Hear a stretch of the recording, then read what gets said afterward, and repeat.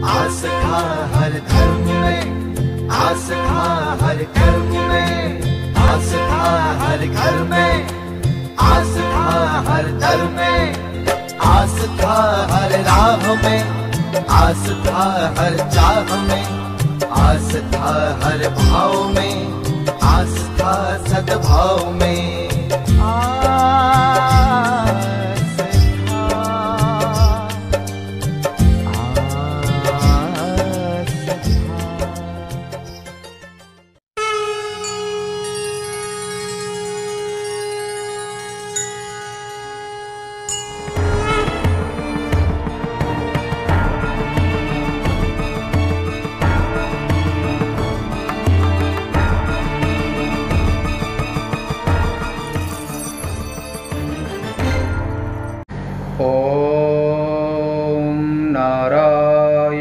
नमस्कृत्य नरो चैव नरोत्तमं देवीं सरस्वतीं व्यासं ततो जयमुदीरयेत्। सभी को ओम नमो नारायणाय। आज प्रस्थानत्रयी मीमांसा के अंतर्गत 11/7/2020 ब्रह्मसूत्र के ब्रह्मसूत्र प्रस्थान में प्रस्थानत्रयी का अर्थ होता है सभी उपनिषदें, गीता और ब्रह्मसूत्र। ये तीनों को मिलाकर के प्रस्थानत्रय कहलाता है। तो वर्तमान में जो आप मीमांसा श्रवण कर रहे हैं वो ब्रह्मसूत्र के चौथे अध्याय के तृतीय पाद में श्रवण कर रहे हैं। तो चौथे अधिकरण में अब पहले जो कल सुना वो कल तक आपने स ब्रह्म गमयति यानी कि सगुण ब्रह्म की उपासना करने वाले जो ऊर्ध्वरेता संत हैं, महात्मा हैं, सदग्रस्त हैं, भगवान के भक्त हैं। और भगवान के भक्त में संत आवश्यक नहीं कहते, भगवान की भक्ति में तो नारी पुरुष सचराचर कोई। प्रभु की भक्ति में, ईश्वर की भक्ति में नारी पुरुष चर और अचर, भगवान की भक्ति में तो सबका अधिकार है। तो ऐसे जो भगवान के जो अनन्य भक्त हैं, जो सगुण ब्रह्म की उपासना करते हैं, उनके जब प्राण निकल के जाते हैं तो उस समय के लिए कहते हैं। तो ऐसे उसी विषय को आप श्रवण कर रहे हैं। तो ये कार्याधिकरणम, इस अधिकरण का नाम है कार्याधिकरणम। और इस अधिकरण में, कार्याधिकरण में इस अधिकरण के पूर्व पक्ष में मार्ग का मुक्ति प्रयोजन माना गया है। सिद्धांत में भोगार्थता, यही दोनों पक्षों में फल भेद है।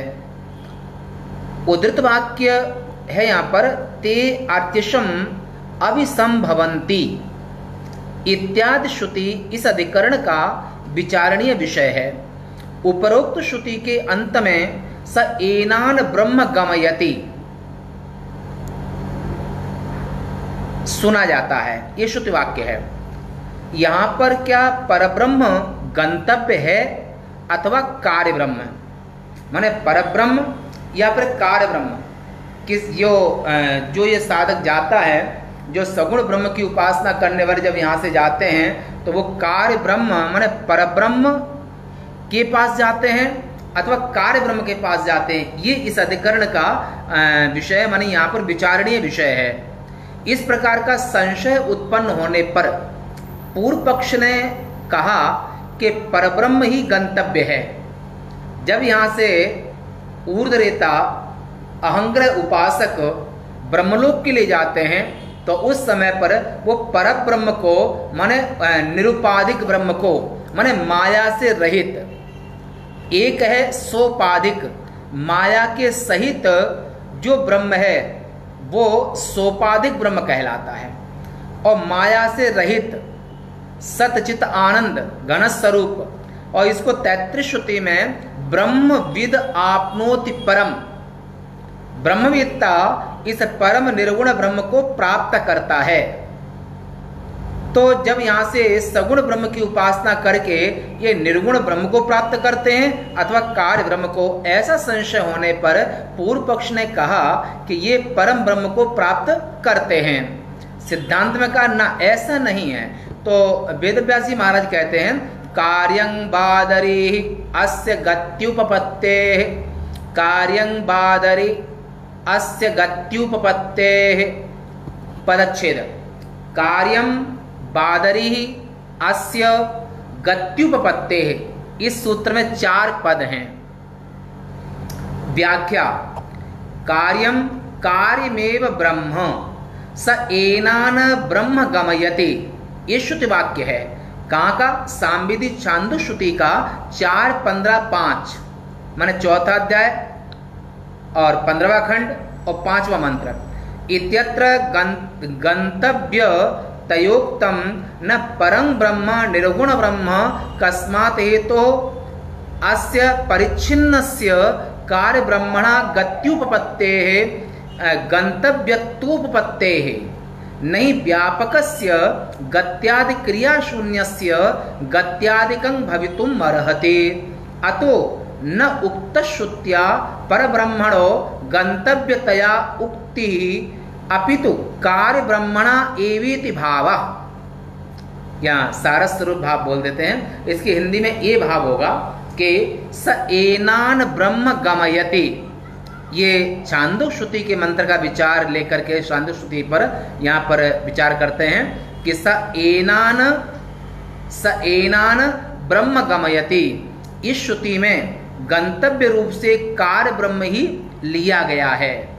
कार्य ब्रह्म का एक रूप में ऐसे माने जो हिरण्यगर्भाख्य देव माने ब्रह्मा जी, यानी कि समष्टि सूक्ष्म शरीराभिमानी देव, जिसको हिरण्यगर्भ कहते हैं, जिनको ब्रह्मा जी कहते हैं, उसी को यहाँ पर लिया गया है। निरुपाधिक ब्रह्म को नहीं लिया गया है। तो ये यहाँ पर गंतव्य रूप से कार्य ब्रह्म ही लिया गया है, व्यापक निर्गुण ब्रह्म नहीं लिया गया है। क्योंकि गति आदि की उत्पत्ति परिच्छिन्न कार्य ब्रह्म में ही हो सकती है। सर्व विधि क्रिया से शून्य व्यापक परब्रह्म में गति आदि की उत्पत्ति नहीं हो सकती। ये हेतु इसमें दिया। वेदव्यास जी कह रहे हैं कि परब्रह्म उसकी गति नहीं हो सकती है, इसलिए जो यहाँ से गमन करते हैं वो कार्य ब्रह्म को प्राप्त करते हैं। माने हिरण्यगर्भाख्य जो देव हैं ब्रह्मा जी हैं। दूसरे अर्थों में समष्टि सूक्ष्म देहाभिमानी ईश्वर माने ब्रह्मा जी, ऐसे ब्रह्मा जी को कार्य ब्रह्म कहते हैं। और इन ब्रह्मा जी से ही संपूर्ण सृष्टि का संपादन होता है।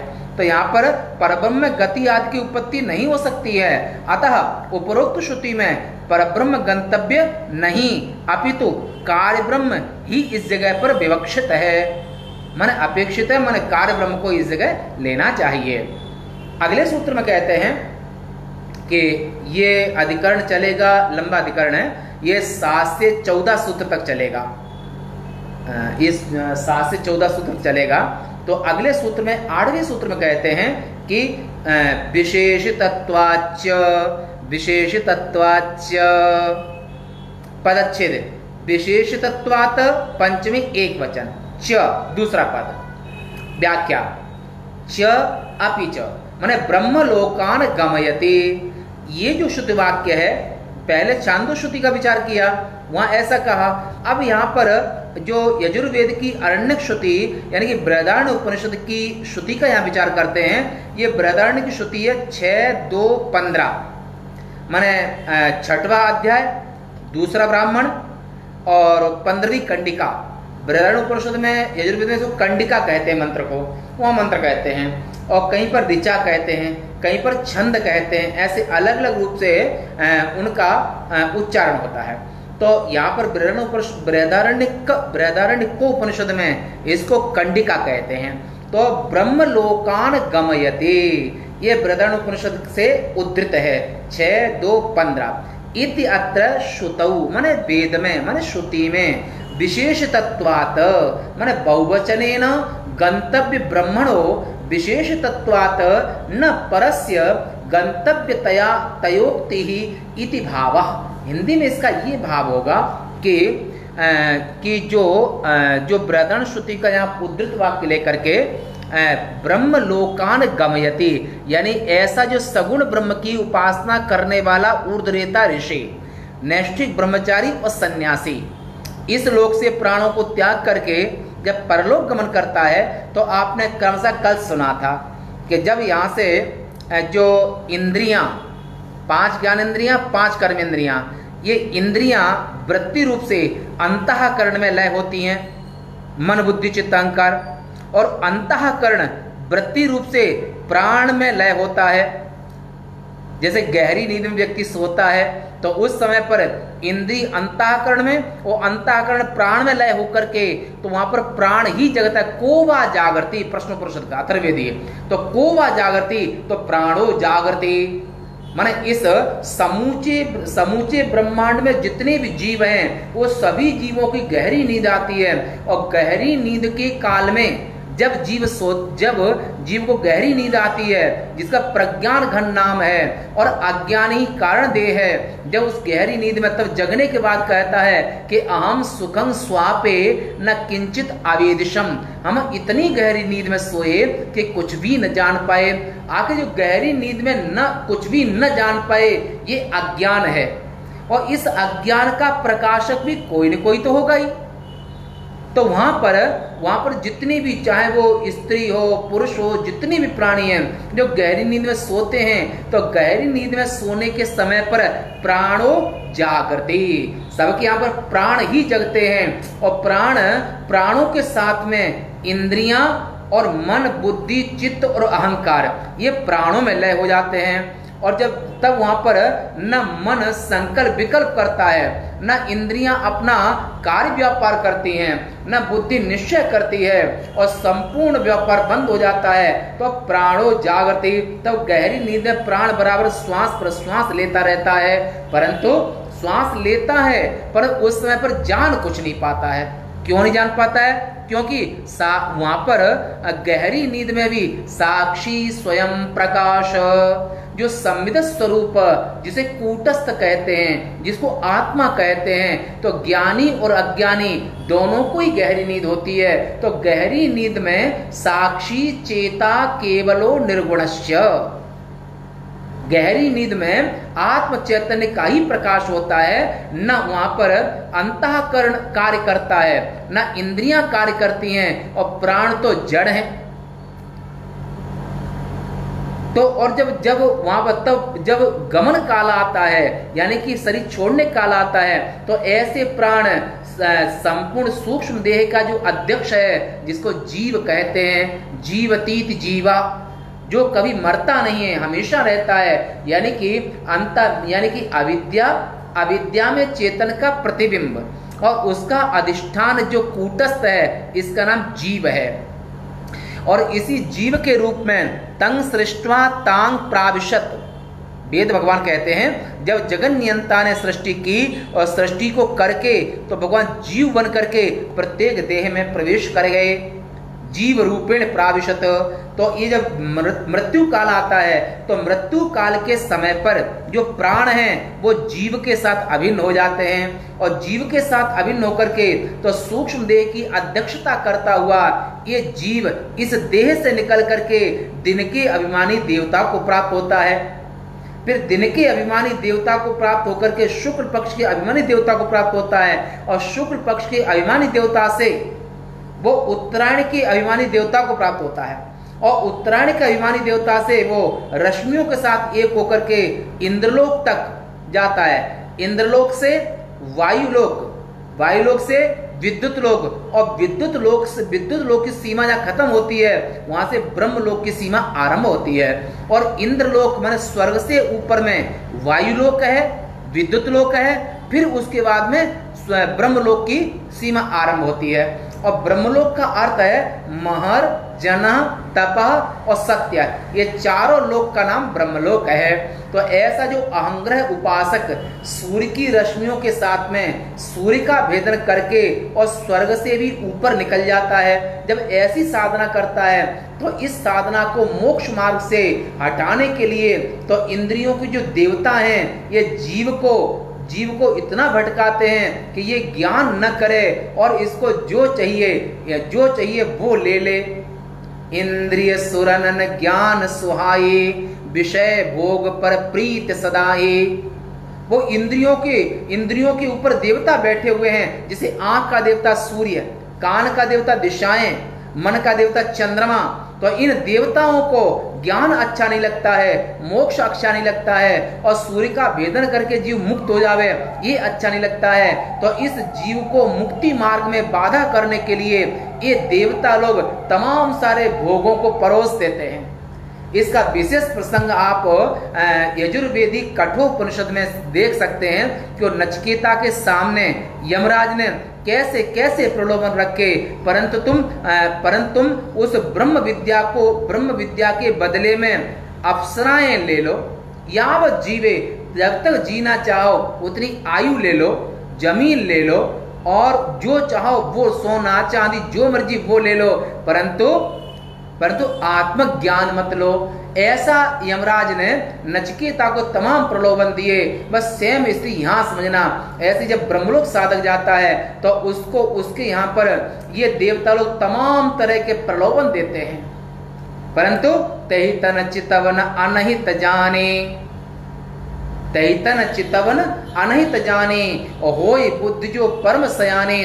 उसके बुद्धि से इतना कठोर निश्चय होता है कि विषय भोगों की ओर ब्रह्म लोक जाने वाला जो नैष्ठिक ब्रह्मचारी है, जो यति है, जो ऊर्ध्वरेता है, जो सगुण ब्रह्म की उपासना करने वाला है, तो उन विषयों की ओर तृण सम सिद्धि, ये अष्ट सिद्धियां उसके लिए तृण के समान होती हैं। धन, दौलत, राजा, राजगद्दी, ये सब तृण के समान होते हैं। और ब्रह्म लोकलो भोग जो चाहे सवन को त्याग, वेद अर्थ ज्ञाता मुनि कहत ताहि वैराग्य। ऐसे परम वैराग्य का आश्रय लेकर के ऐसा जो ऋषि वैराग्यवान होता है, वही सूर्य मार्ग का भेदन करके और विद्युत लोक से वो ब्रह्मलोक चला जाता है, और ब्रह्मलोक से अमानव पुरुष उसको लेने आता है और वो उसको वहां ब्रह्मलोक लेकर के जाता है। तो आपने छांदो श्रुति का प्रमाण सुना। अब यहाँ पर यजुर्वेदी बृहदन श्रुति का भी प्रमाण है कि ब्रह्म लोकान गमयति। तो लोकान यानी कि द्वितीय बहुवचन है, तो यानी कि एक वचन नहीं है। तो ब्रह्म, इसका अर्थ होगा कि ब्रह्मलोक, कई ब्रह्मलोक हैं, तो कई ब्रह्मलोक नहीं है। तो कई ब्रह्मलोक का अर्थ माने महार जना तपा सत्य, ये चारों लोकों को मिला करके ये चारों लोकों का नाम ब्रह्मलोक है। और एक बार जो ब्रह्मलोक चला गया उसे कभी माया बांध नहीं सकती है। तो ब्रह्म लोकान गमयति, वो ब्रह्म लोक को प्राप्त करता है, वैकुंठ को प्राप्त करता है, शिवलोक को, शिवत्व को प्राप्त करता है, और शव भाव को त्याग देता है, शव भाव का त्याग करता है और शिव भाव में स्थित होता है। आत्म भाव, शिव भाव, शिव विद्या, ब्रह्म विद्या, परा विद्या और ब्रह्म विद्या तपोमूलम, उस ब्रह्म विद्या का जिंदगी भर अभ्यास करता है, जो वेदों का 4% भाग है, जिसको उपनिषद कहते हैं।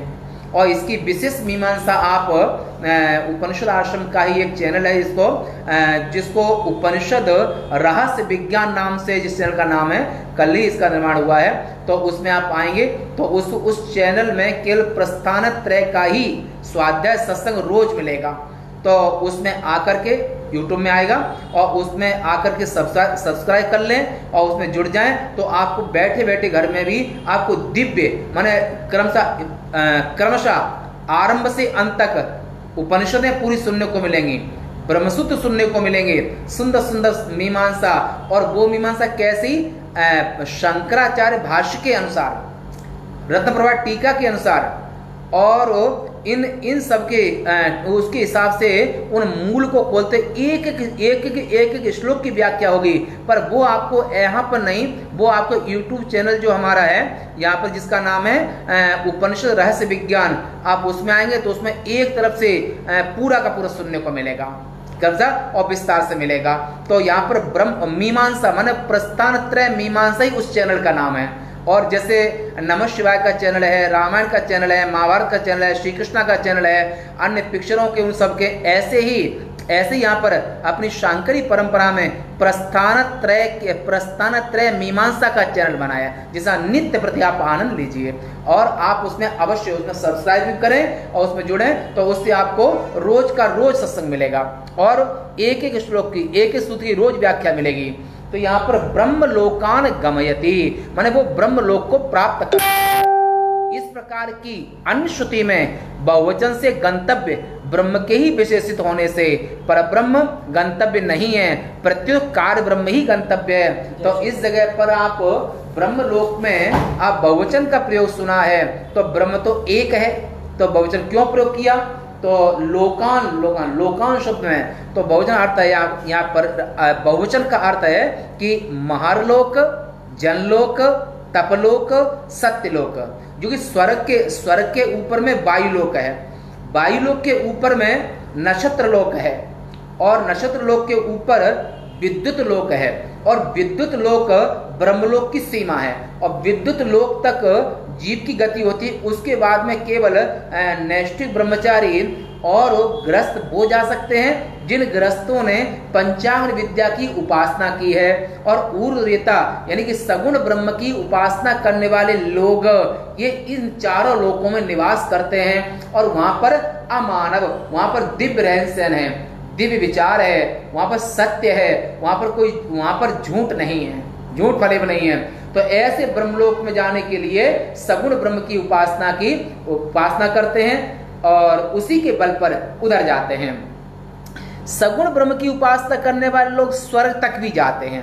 ताते उमा मोक्ष नहीं पावा, दशरथ भेद भगति मन लावा।